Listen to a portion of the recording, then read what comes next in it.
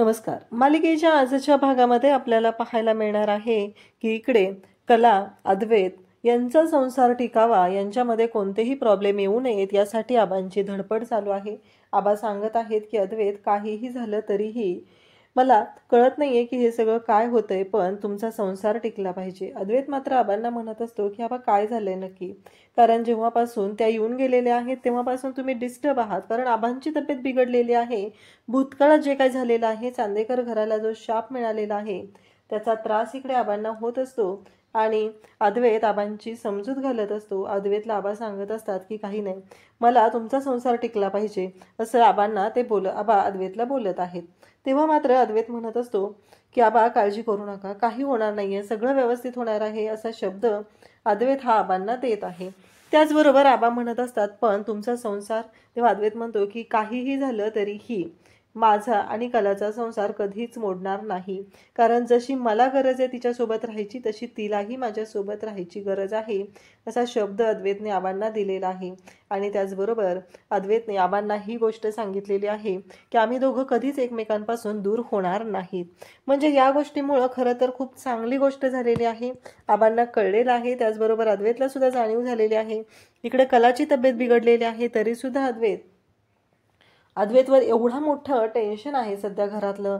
अद्वैतला कळत नाहीये की कोणत्या गोष्टी कशा मॅनेज करायच्या, एवढं सगळं चालू आहे आणि अद्वैत सगळी परिस्थिती शांतपणे हँडल करत आहे. त्याचबरोबर एक आनंदाची गोष्ट म्हणजे सोहम आणि अद्वैत, सोहमने येऊन अद्वैतची माफी मागितलेली आहे. अद्वैतला सांगितलेलं आहे, दादा माझ्याकडून चूक झालेली आहे, मला माफ कर. एवढं छान असं आजच्या भागात पाहायला मिळणार आहे. पण घराला लागलेला शाप नक्की काय आहे आणि यांचे संसार टिकत नाहीये, त्यासाठी उशाप कसा घ्यायचा याचा विचार आबा करत आहेत, हे आपल्याला आजच्या या व्हिडिओमध्ये पाहायला मिळणार आहे. त्यासाठी प्रेक्षकांनो हा व्हिडिओ शेवटपर्यंत पहा. त्याचबरोबर चॅनलवरती नवीन असाल तर चॅनलला सबस्क्राईब करा, व्हिडिओला लाईक करा. तर इकडे जोगतीन आता आलेली आहे. आजच्या भागाच्या रिव्ह्यूला आपण सुरुवात करत आहोत. जोगतीन आलेली आहे आणि अद्वैतच्या गाडीला येऊन नेमकी ती धडकते. तेव्हा अद्वैत म्हणू लागतो, तुम्हाला लागलं नाहीये ना, माफ करा, चुकून झालं माझ्याकडून असं म्हणत अद्वैत त्यांच्याशी बोलत असतो. तेव्हा त्या म्हणत असतात की पोरा, तुझ्या संसारावरती सावट आलंय, तुझ्या अर्धांगिनीचा रक्षण कर, तुझ्या संसाराचं रक्षण कर. काहीही झालं तरीही तुझ्या संसारावरती जे सावट आलेलं आहे त्याचं रक्षण तुलाच करावं लागणार आहे असं त्या अद्वैतला सांगत असतात. इकडे आबा तर आतमध्ये चाललेले असतात. आबा विचार करत असतात आणि अचानक धावतच आतमध्ये जाऊ लागतात. इकडे सरोज त्याचबरोबर रजनी सगळेजण तिथं असतात आणि मुद्दामच अनामिका म्हणत असते की त्या काय बोलून गेल्या, मला तर कळलंच नाहीये, म्हणजे हे सगळं काय आहे, अशा पद्धतीनं त्या बोलत होत्या. तेव्हा रजनी आणि सरोज दोघीही सांगत असतात की अगं, ते आपल्याला देवयाईचे संकेत देत असतात, त्यांना जे वाटत आहे त्या पद्धतीने ते संकेत दिलेले असतात. आणि त्याचबरोबर देवयाई त्यांना पाठवत असते. आणि कसं सुरुवातीला जेव्हा मी होते ना तेव्हाही असंच व्हायचं.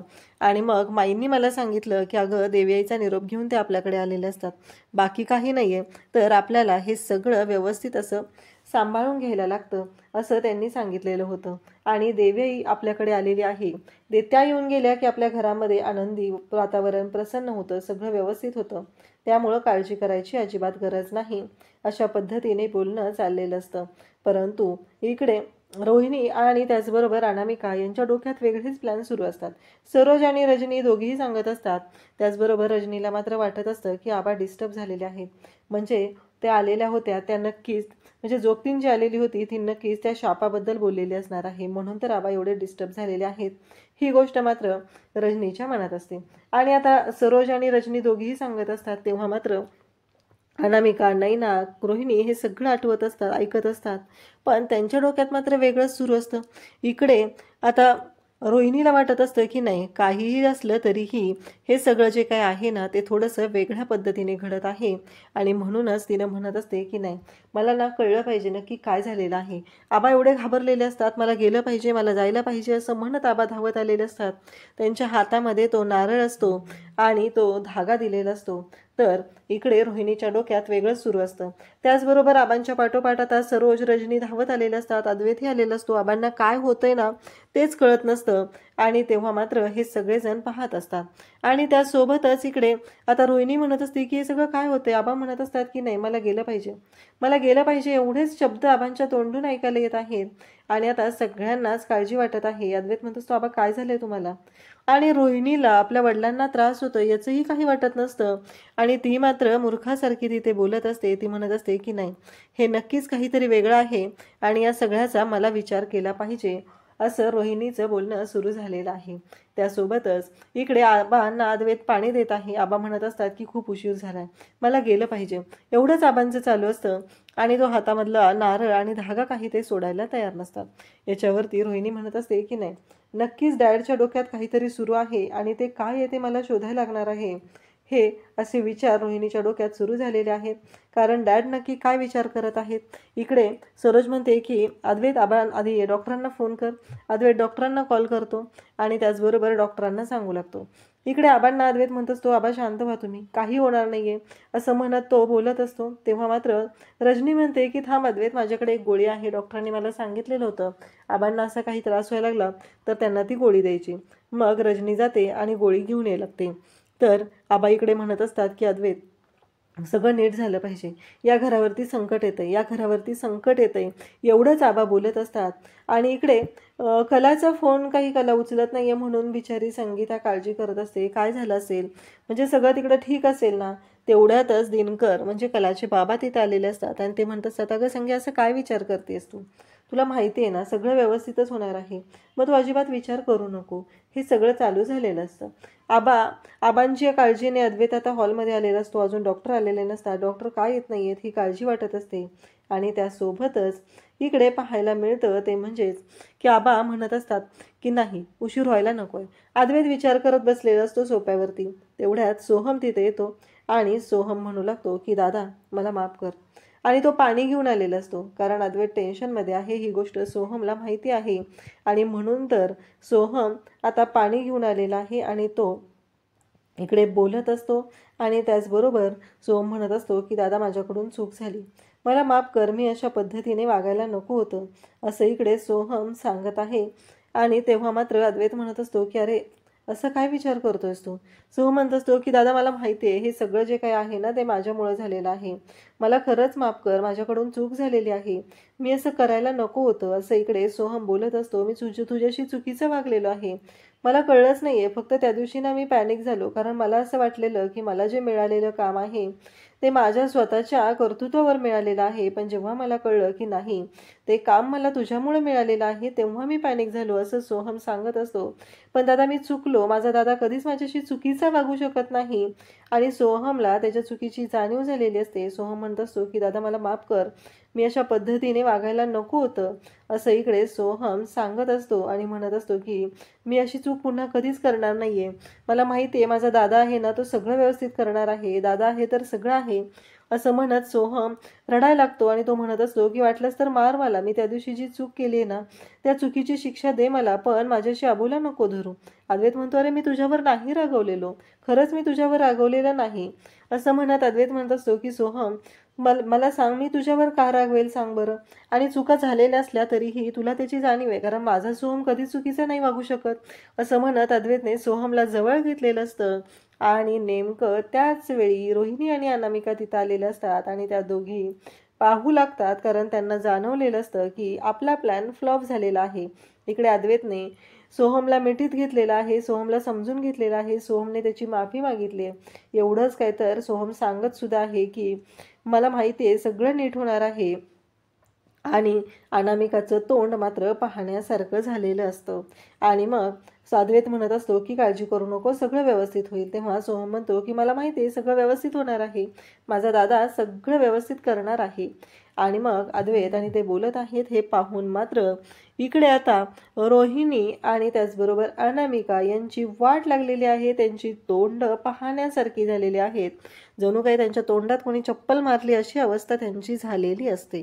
त्याचबरोबर इकडे पाहायला मिळतं ते म्हणजेच रोहिणी म्हणत असते की नाही, काहीही झालं तरीही अनामिका एक गोष्ट लक्षात ठेव, ही दोघं एकत्र येता कामा नयेत, या दोघांमध्ये अंतर पडलं पाहिजे, हे दोघं जण असे एकत्र आलेले आपल्याला चालणार नाहीत, असं ती सांगत असते. तेव्हा अद्वैत इकडे विचार करत असतो डॉक्टर अजून का आलेले नाही. तेवढ्यात डॉक्टर तिथे येतात आणि अद्वैत डॉक्टरांना म्हणतो चला चला, आबासाहेबांना खूप त्रास होतोय. मग डॉक्टर आलेले असतात, आबासाहेबांना चेक करतात आणि म्हणत असतात की आबासाहेब काळजी करू नका, सगळं व्यवस्थित होणार आहे असं डॉक्टर सुद्धा आबांना सांगत आहेत.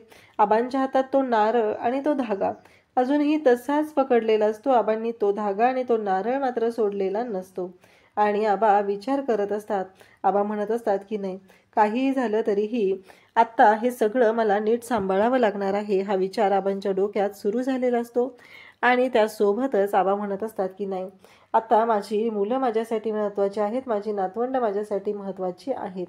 हा सगळा विचार आबा करत आहेत आणि आबा खूप असे हायपर होत आहेत. त्यामुळं मात्र इकडे आबांना डॉक्टर सांगत असतात की आबासाहेब काळजी करू नका, सगळं व्यवस्थित होणार आहे असा शब्द डॉक्टर आबासाहेबांना देत आहेत. परंतु इकडे आबांच्या डोक्यात मात्र जे चक्र सुरू आहे ते फक्त रजनीला जाणवत आहे. आबा काय विचार करतायत हे मात्र रजनीला माहिती आहे. त्यामुळं रजनी म्हणत असते की नाही, आबांच्या डोक्यात जे चालू आहे ना त्याबद्दल आबांना बोललं पाहिजे, कारण आबांना त्रास होतोय ही गोष्ट रजनीला जाणवत असते. मग डॉक्टर म्हणत असतात की हे बघा, हा जो डोस आहे ना आपण आबासाहेबांचा वाढवत आहोत आणि जर गरज लागली तर तुम्ही तो काळजीने द्या असं इकडे डॉक्टर आबांच्या बाबतीत रजनीला सांगत असतात. कारण रजनी आणि कला ह्या दोघीच आबांच्या औषधांचं वगैरे सगळं पाहत असतात. आबांच्या बाबतीतले सगळे अपडेट त्यांच्याकडे असतात. त्यामुळे डॉक्टर सुद्धा रजनीला या गोष्टी सांगत आहेत.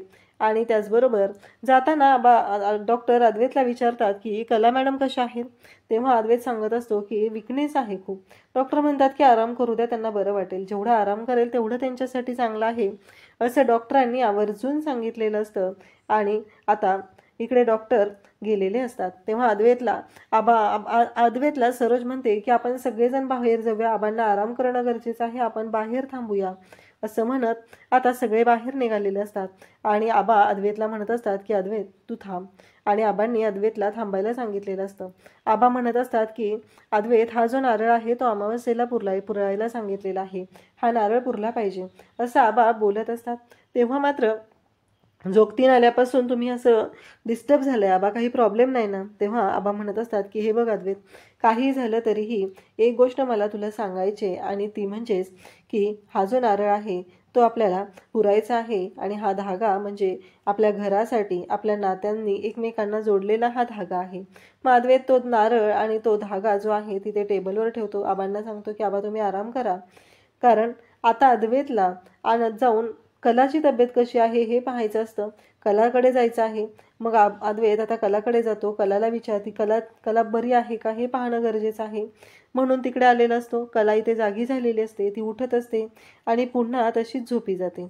अद्वैत मात्र कलाकडे पाहत असतो आणि कलाला म्हणत असतो की नाही, काही होणार नाही तुला, मी आहे ना तुझ्याबरोबर असं म्हणत अद्वैत कलाची सुद्धा काळजी घेऊ लागलेला आहे. अद्वैतवरती जी परिस्थिती आलेली आहे सगळं सांभाळून घ्यायचं आहे आणि सगळ्या गोष्टी व्यवस्थितच करायच्या आहेत असं अद्वैतच्या डोक्यात सुरू आहे. कलाच्या डोक्यावरून तो हात फिरवतो आणि म्हणत असतो की तुला काही होऊ देणार नाहीये मी खरे, तुला बरं व्हावंच लागणार आहे, तू भरपूर आराम कर, तू लवकर बरी होणार आहेस असं इकडे अद्वैत कलाला सांगत आहे. आणि त्यासोबतच अद्वैत म्हणत आहे की काहीही झालं तरीही माझी खरे जी आहे ना तिच्या बाबतीत काहीही चुकीचं होणार नाही असं इकडे बोलत असतो. आबा झोपलेले असतात. तेवढ्यातच आबांना स्वप्न पडतं आणि एक व्यक्ती स्वप्नात आलेली असते आणि ती म्हणत असते की तुला झोप कशी लागू शकते, तू झोपलायस कसा, फार उशीर झालेला आहे, तू विसरलास का, भूतकाळात ज्या चुका झालेल्या आहेत तुझ्याकडून त्याचा शाप लागलेला आहे तुमच्या घराला आणि तो कसा ही करणार आहे असं आबांना इकडे सगळं बोललं जात असतं. आणि आबांना सांगितलं जातं उठ, झोपू नको, जागा हो आणि तयारीला लाग, नाहीतर फार उशीर होईल, आधीच उशीर झालेला आहे असं सगळं बोलणं सुरू असतं. आणि तेव्हा मात्र इकडे आबांना टेन्शन आलेलं असतं. आबा मात्र पाहत असतात आणि ती व्यक्ती आबांना सांगत असते की फार उशीर व्हायला नको आहे, तुला वाटत आहे. तेव्हा आबा म्हणत असतात की जर शाप असेल तर त्याला उशाप असणारच आहे. तेव्हा तो म्हणत असतो की नाही, त्या गोष्टी तुला सहन कराव्याच लागणार आहेत. इकडे मात्र आता आबा एकदम उठलेले आहेत हे पाहून सगळेजण धावत येतात. आबांना काय झालंय या गोष्टींचा विचार करू लागतात. तेव्हा आबा म्हणत असतात की नाही, जे काही घडलेलं आहे ते आबा सांगू लागतात. फार उशीर झालाय, फार उशीर झाला एवढंच आबा बोलत असतात तेव्हा अद्वैत म्हणत असतो, आबा नाही उशीर झालेला, काय झालंय मला एकदा बोलाल का तुम्ही? असं म्हणत अद्वैत आबांसोबत बोलत असतो. तेव्हा रजनी त्याचबरोबर रोहिणी, नैना सगळेजण तिथं असतात. नैना सुद्धा पाहत असते नक्की काय झालेलं आहे, आबा असे का बोलत आहेत हा प्रश्न सगळ्यांना पडलेला असतो. आणि मग अद्वैतला आबा म्हणत असतात की तो नारळ घे, तो नारळ इकडे घे, नक्की काय झाले ते आपल्याला पाहावं लागणार आहे. असं म्हणत आबा तो नारळ अद्वैतला घ्यायला सांगत असतात. आणि मग अद्वैत तो नारळ आणि तो धागा, आबा सांगतात की हा नारळ पुरायला सांगितलंय अमावस्येच्या दिवशी. तेव्हा अद्वैत म्हणतो की चालेल. रोहिणी म्हणते की नक्कीच ह्या नारळाशी काहीतरी निगडीत आहे, डॅडला होणारा जो त्रास आहे ना तो या नारळाशी निगडीत आहे, असं सगळं तिच्या डोक्यात चालू झालेलं असतं. आणि ती म्हणत असते नक्कीच यामध्ये काहीतरी आहे असं जे मला शोधावं लागणार आहे, असा विचार तिच्या डोक्यात सुरू झालेला असतो. आणि त्याचबरोबर इकडे अद्वैत सुद्धा पाहत असतो. अद्वैत म्हणत असतो की नाही, काहीही झालं तरीही आबांना ह्या त्रासातून बाहेर काढावंच लागणार आहे. मग अद्वैत आबांशी बोलत असतो. आबांना म्हणत असतो की आबा नक्की काय होतंय तुम्हाला, तुम्ही एवढं कसलं टेन्शन घेतलेलं आहे, असं अद्वैत आबांना विचारत आहे. तेव्हा आबा म्हणत असतात की अरे आपल्या घराला मला ना कळत नाहीये, तुमचा संसार टिकला पाहिजे, असं आबा अद्वैतला सांगत आहेत. आबांना जेव्हा ह्या गोष्टीची काळजी वाटत आहे तेव्हा आबा हे सगळं बोलत असतात. अद्वैत म्हणत असतो की काय झालं पाहिजे, नक्की काय बोलताय तुम्ही आबा? आबा म्हणत असतात की हे बघ, तू आणि कला कधीही एकमेकांपासून वेगळं व्हायला नको आहे, तुम्ही दोघं एकत्र राहायला पाहिजे, असं इकडे अद्वैतला आबा सांगत आहेत. तेव्हा अद्वैत म्हणत असतो की आबा काळजी करू नका, काहीही झालं तरीही मी आणि खरे आम्ही दोघं कधीच एकमेकांपासून वेगळे होणार नाही. कोणीही आलं आणि काहीही झालं तरीही आमच्या दोघांचं नातं जे आहे ते कायम असंच राहणार आहे. आम्ही दोघं एकमेकांपासून कधीच वेगळे होणार नाही आणि आम्हाला कोणी वेगळं करूही शकणार नाही, असं इकडे अद्वैत आबांना सांगत असतो. तेव्हा आबा म्हणत असतात की चालेल. पण आबांच्या डोक्यातले विचार काही कमी होत नसतात. आबांना त्रास होत असतो. आबा म्हणत असतात की अद्वैत मला कळत नाहीये मला काय होतंय, पण फार उशीर व्हायला नको आहे, कारण सगळं व्यवस्थित झालं पाहिजे, फार उशीर व्हायला नको आहे, असं इकडे आबा अद्वैतला बोलत आहेत. अद्वैत मात्र म्हणत असतो की आबा काही होणार नाहीये, तुम्ही टेन्शन नका घेऊ. अद्वैत आबांची समजूत घालत असतो, त्यांना सांगत असतो. परंतु आबांच्या डोक्यामध्ये जे विचार आहेत ते काही केलं थांबत नसतात. त्यांना त्रास होत असतो. ते म्हणत असतात की नाही, फार उशीर व्हायला नकोय, एवढंच त्यांच्या डोक्यात सुरू असतं आणि ते बोलत असतात. त्याचबरोबर अद्वैत म्हणत असतो की आबा काळजी करू नका, नाही होणार उशीर आणि सगळं व्यवस्थितच होणार आहे, असं सुद्धा इकडे अद्वैत आबांना सांगत असतो. आणि आबांना म्हणत असतो की आबा तुम्ही काळजी करू नका, मला आणि खरेला कोणीच वेगळं करू शकणार नाही, कारण मलाही तेवढीच तिच्याबरोबर राहण्याची ओढ आहे आणि तिलाही तेवढीच आहे. त्यामुळं आमच्या दोघांचं जे नातं आहे ते कधीच एकमेकांपासून दूर होणार नाही, असं अद्वैत आबांना शब्द देत आहे. आणि आबांना सुद्धा आता बरं वाटत आहे. अद्वैत आबांना म्हणतो की तुम्ही आराम करा आबा, काळजी करू नका कोणत्याही गोष्टीची, सगळं नीट होणार आहे, असं आबांना अद्वैतने शब्द दिलेला आहे. आणि मग अद्वैत आबांना सांगत आहे. आबा म्हणत असतात की हा नारळ, हा धागा, आणि अद्वैत म्हणत असतो हो तुम्हाला जे वाटतंय ना त्या सगळ्या गोष्टी आपण करूया, असं म्हणत अद्वैतने आबांची समजूत सुद्धा घातलेली आहे. आणि त्याचबरोबर आबांना त्यांनी झोपायलाही सांगितलेलं असतं, आराम करायला सांगितलेलं असतो. अद्वैत म्हणत असतो की आबांना बरं वाटलं पाहिजे.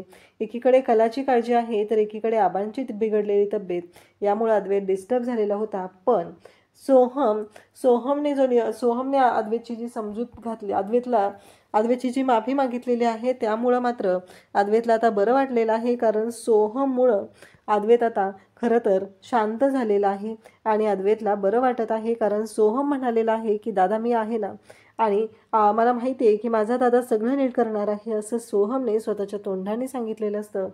आणि त्यामुळंच इकडे अद्वैतसुद्धा आता जरा नॉर्मल झालेला आहे. आबांचीही तब्येत सुधरत आहे. आबांना बरं वाटलं पाहिजे, हेही तेवढंच महत्त्वाचं आहे.